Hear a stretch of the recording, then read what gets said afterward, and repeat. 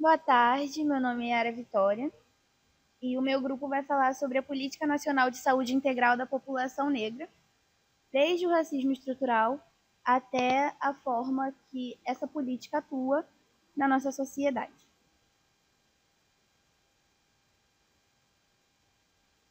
Esse é o sumário com a ordem que a gente vai falar. O método de pesquisa, nós usamos documentos oficiais do Ministério da Saúde, portais e sites institucionais e obras e publicações acadêmicas. Essas foram as nossas fontes e as leis que nós nos baseamos. Constituição Federal, a Lei 8.080, enfim, essas estão aí. Para começar, eu vou falar o que é a Política Nacional Integral da Saúde. Ela é uma estratégia do SUS, criada em 2009, que visa combater as desigualdades que afetam a população negra. Ela tem como base o racismo estrutural e ela foi criada pela luta do movimento negro. Eu vou começar falando o que é o racismo estrutural, que é uma herança da escravidão, em conjunto com faltas de medidas que integram os negros na sociedade. E aí, esse racismo estrutural acontece de forma velada, ele não é, como posso dizer, explícito, ele não tem cara, posso dizer assim, e ele acontece em diversos âmbitos. Eu vou falar aqui alguns, tipo o discurso racista,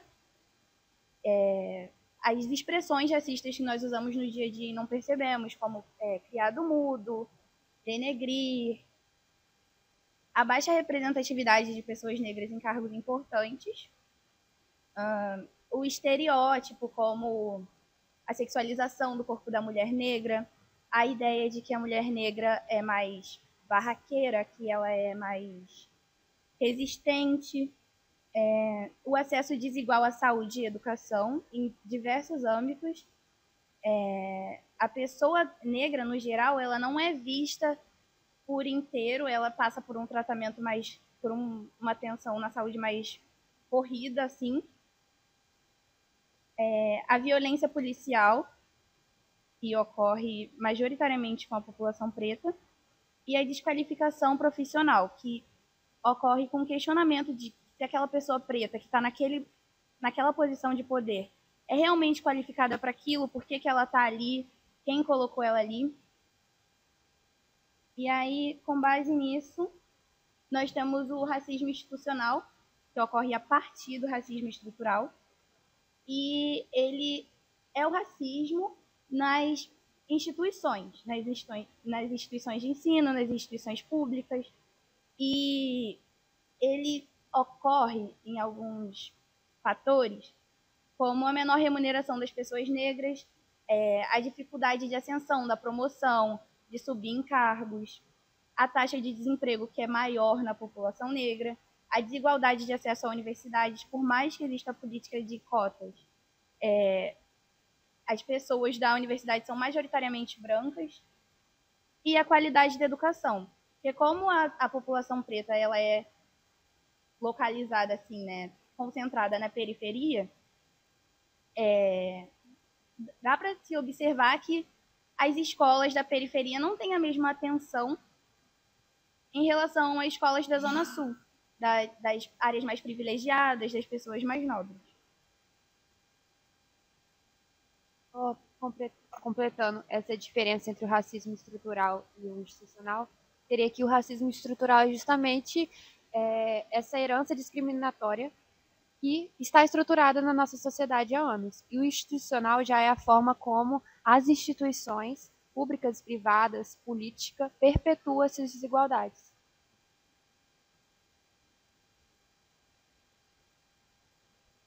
E aí tem alguns exemplos da luta pela igualdade racial no Brasil, no futebol, na área da saúde, juventude. Bom, meu nome é Helena, Agora eu vou falar sobre alguns princípios e diretrizes dessa política nacional da saúde integrada à população negra. Um dos primeiros ali que eu quis citar, que eu acho que são os mais importantes, é a universalidade do acesso e a equidade. Fala sobre o reconhecimento da população negra que tem condições de vida e saúde distintas, né? A maioria da população, isso tem que ser colocado como necessidade na hora do tratamento, no atendimento, porque foi como o professor falou na aula passada, é uma questão de vulnerabilidade para as profissionais, escolha como juiz. Tem também a integralidade de atenção, que é justamente oferecer esse cuidado, essa atenção na hora do atendimento, a promoção da saúde e a prevenção, com esses determinantes sociais em jogo que ajudam, né, a afetar a saúde da população negra e garantir essa equidade. Também tem o controle social e a participação popular, que é muito importante na população negra lutar pelo racismo, porque como a gestão pública vai poder criar boas políticas, né, sem as pessoas que estão ali gestando e direcionando essas políticas sem serem negras. Então, eu acho muito importante a população negra assim se levante, né, para participar e tenha esses direitos, né, que muitas vezes as pessoas não conseguem chegar a esse cargo. Tem a promoção da equidade racial, a intersetorialidade, que fala sobre não só a saúde, mas a educação, a segurança, a assistência social, todos juntos, né, nesse movimento antirracista, a humanização no atendimento e a produção de informação e conhecimento. Aqui também tem algumas das diretrizes que afirmam, né, a promoção da equidade de saúde, a inclusão do que existe racismo no sistema de saúde. Às vezes pode parecer bobo, tem que preencher aquele formulário informando a raça, a cor, mas isso é muito importante para estabelecer a equidade na saúde, porque a partir desses dados você consegue ter o controle social melhor, identificar, né, a diferença socioeconômica, a diferença do cuidado que essa pessoa recebe. Tem a qualificação da atenção à saúde e a capacitação permanente dos profissionais de saúde, né? Cada vez mais profissionais antirracistas, tendo essa educação institucional, vendo que isso realmente acontece, não é só no papel. Então, isso é muito importante para que acabe esse movimento, esse preconceito. A valorização de práticas de saúde tradicionais na vida africana. É muito importante que a gente respeite também, né, as crenças dessas pessoas, para que o atendimento possa ser acolhedor, porque geralmente essas pessoas não têm isso respeitado. A produção e disseminação do conhecimento, a articulação intersectorial que eu falei, o monitoramento e avaliação de ações do estudo. Então, para ressaltar essa política, que é um marco importante, né, da história da saúde brasileira, é que essa política foi criada para reconhecer, né, esse separação das estruturas históricas de racismo da população negra, garantidos para que realmente esse reparo histórico possa ser efetivado, que esse racismo estrutural que vem acontecendo possa sair, porque é um marco da história, as pessoas trazem isso à tona, porque tanto pela história do nosso país, é muito importante que os profissionais de saúde e as pessoas possam reconhecer essa carga, né, que o povo brasileiro tem. Ali a gente botou um dado do censo, mais ou menos 55,5% da população brasileira se identifica como preta ou parda, mostrando a necessidade das políticas públicas, né, direcionadas para essa população. Na aplicação do SUS, né, que é uma área integral, diferenciada da população. Eu falei sobre a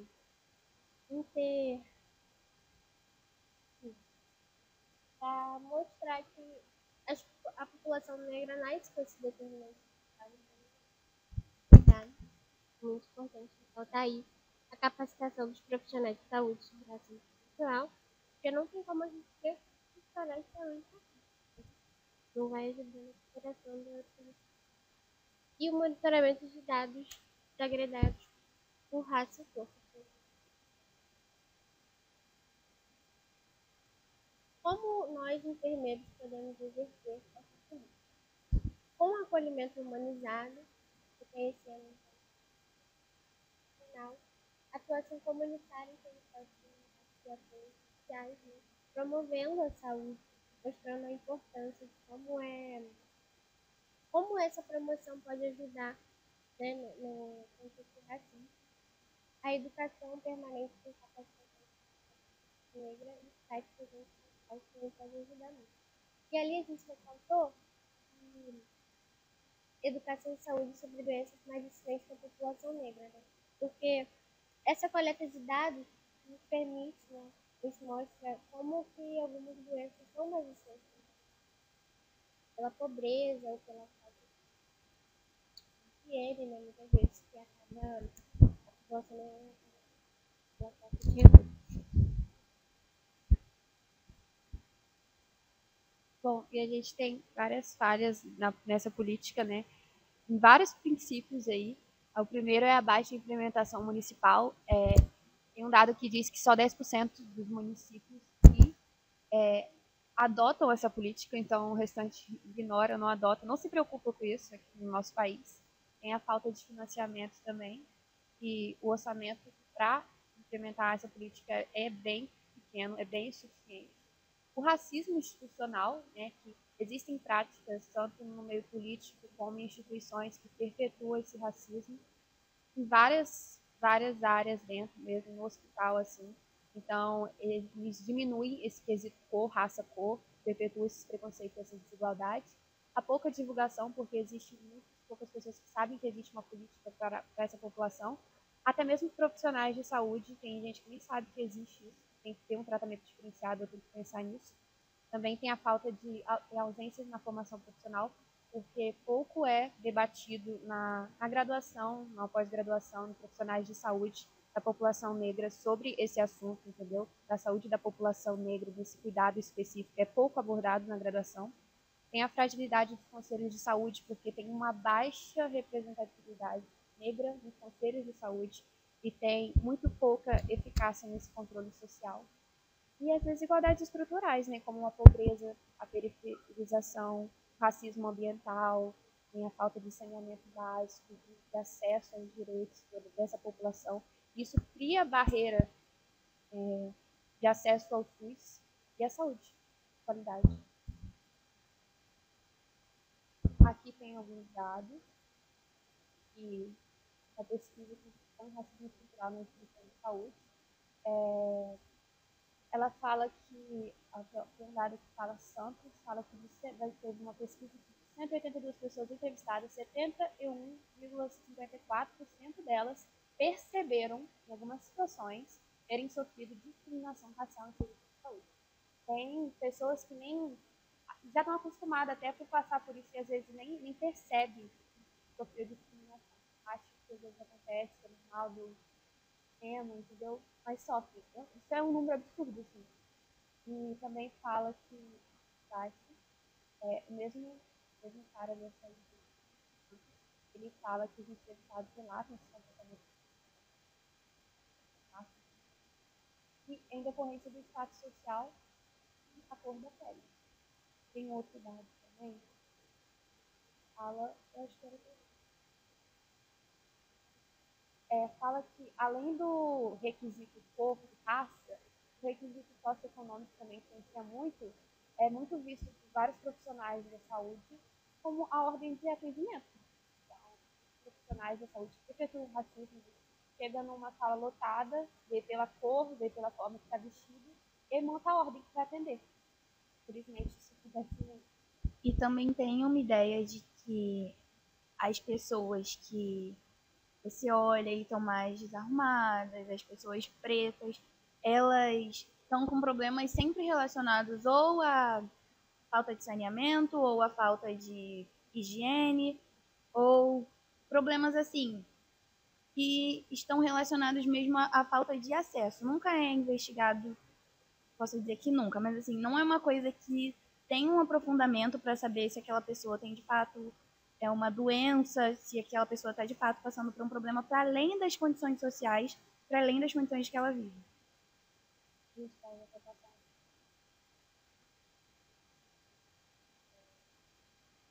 mais dados. Aqui está falando que.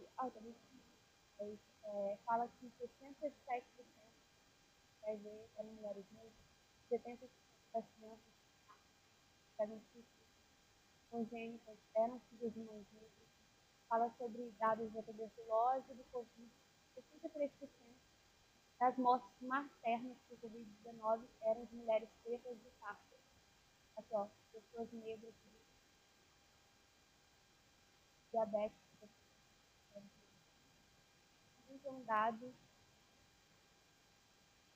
estou criando, tá bem grande. Mulheres negras lideram mortes maternas no Brasil. A quantidade de mulheres negras que morrem em parto é o dobro da quantidade de mulheres. Então, isso não é uma coisa. Aqui é um pouco da linha do tempo da política.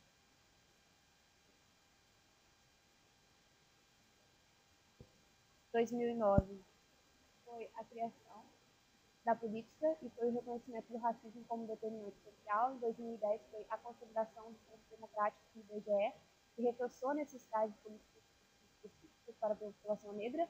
Em 2013 foi a publicação do Manual Política Nacional de Saúde Integrada à População Negra, detalhando as estratégias de implementação dessa política e protocolos de atenção integral. Em 2014 foi a expansão das ações comunitárias e dos programas preventivos. E aí, aqui incluiu a capacitação, 2014, olha um ano, detalhe.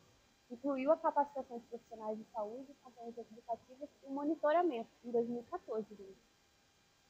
Em 2022, teve atualização dos dados do censo demográfico, com 50% da população brasileira se identificando como preta e parda. E em 2025, está tendo, né, vamos dizer, nos próximos anos, mas a continuidade da implementação, o foco na atenção social, a prevenção crônicas e a captação. A gente ainda tem muito para avançar nesse estudo, muito mesmo, vai ver nos próximos anos. E aqui a gente tem umas sugestões. Vamos ver a série sobre depressão, 2017, temporadas, e essa série em 20 episódios de racismo. E a série ela não fala especificamente sobre o racismo, mas ela retrata um hospital público em um lugar mais desvalorizado, né? E aí, em alguns episódios aparece o racismo estrutural, a violência policial com pessoas pretas, as mulheres negras grávidas, tendo-se, né, a ideia de que elas aguentam mais a dor, de que elas aguentam mais o parto. Temos também esse curta-metragem, Pouco Preto, que é o que a gente vai passar agora. A gente vai passar 5 minutos desse curta-metragem. Fala justamente de cenas muito reais de discriminação racial na assistência médica. Trata de diferença de tratamento do paciente com outra visão, que tem a visão preconceituosa do médico. Quanto vale ou é possível também ter um drama de memória. Faz uma comparação com o tráfico de escravos do século XVII, só que também esse filme critica as ONGs, que é um dos que tenta ajudar, tem todo um mecanismo social. Essa ação social, então, essa captação de recursos do governo. E, conclusão. É isso, gente. A Política Nacional de Saúde Integrada ela foi criada com o objetivo de reduzir a sensibilidade, qualidade. Ela que ajudou a reconhecer o racismo como um fator, um determinante social da saúde. E enquanto a gente não combater o racismo, que é algo que reconhece, trata isso, a gente vai ter uma saúde igualitária, uma saúde social, essa igualdade. E apesar dos avanços, ainda tem muitos desafios, ainda tem muitos para avançar, como eu mostrei pela linha do tempo. Tudo foi muito recente, assim. E é um fator que já está na nossa sociedade há anos e anos. Só agora que está começando a ser tratado. Foi muito recente tudo que foi feito, a política em si.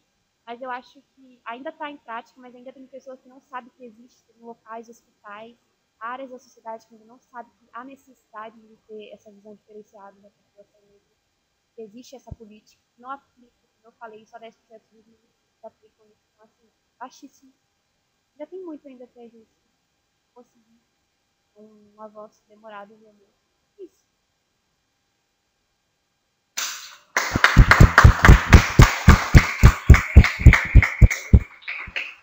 Agora nós vamos passar o curta-metragem. É da curta-metragem do Corpo Preto.